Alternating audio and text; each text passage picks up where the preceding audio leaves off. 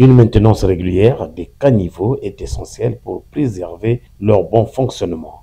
En effet, l'accumulation des débris, des déchets obstrue les canaux d'écoulement à compromettre la capacité des caniveaux à collecter les eaux de ruissellement et celles venues des fontaines publiques. Un nettoyage périodique et une surveillance attentive sont donc nécessaires pour garantir l'efficacité du système de drainage urbain. Et la dynamique ASEM, association qui soutient le député de la circonscription électorale de Lwandjili 1, Anatole Konini Makosso, l'aura comprise et est vite passé à l'œuvre ce samedi 28 septembre. Les explications de Jean-Aimé Makosso. L'opération consiste à assainir et curer ce collecteur-là. C'est un collecteur qui serpente l'hôpital général. Et dans l'enceinte de l'hôpital général, il y a un forage d'eau.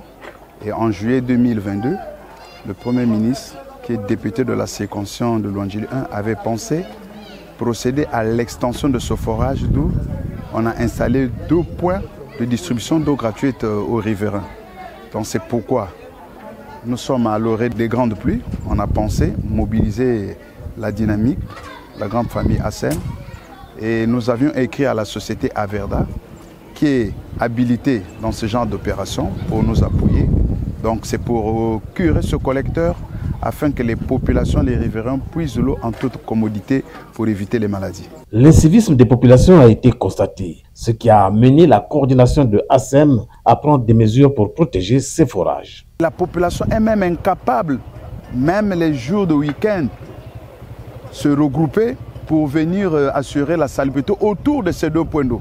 Voyez-vous devant vous, le deuxième point, nous l'avions totalement mis en exergue parce que de part et d'autre, quand les 2 points étaient en fonction, les robinets, nous les changeons 2 fois dans le mois.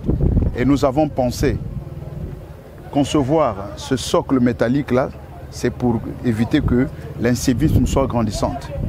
Les robinets, nous les changeons 2 fois le mois. L'herbe et même les détritus, la matière fécale juste devant les points d'eau. Nous avons mené une réflexion, nous allons nous rabattre auprès du responsable de la zone pour conscientiser les populations et nous-mêmes, nous avons une équipe de mobilisation qui passera dans le quartier avec des mégaphones pour attirer l'attention des populations au risque que ce deuxième point également soit fermé pour toujours parce que c'est au vu et au su de tout le monde. L'eau doit être saine. On dit qu'il faut chasser la maladie en procédant aux opérations de salubrité. Donc voilà succinctement la réflexion que nous avions menée. Nous devons regarder avec les responsables du quartier afin que ces populations soient conscientisées. Un autre constat, les branchements illicites au réseau de distribution d'eau, de forage et de la LCDE. Et Jean-Aimé Makosso appelle aux populations d'arrêter avec des pratiques inciviques. C'est l'incivisme à grande échelle. Comment pouvez-vous imaginer des citoyens qui se permettent la nuit procéder à des branchements illicites à des heures creuses pour évacuer toute la merde des sanitaires dans ce collecteur-là? C'est impensable.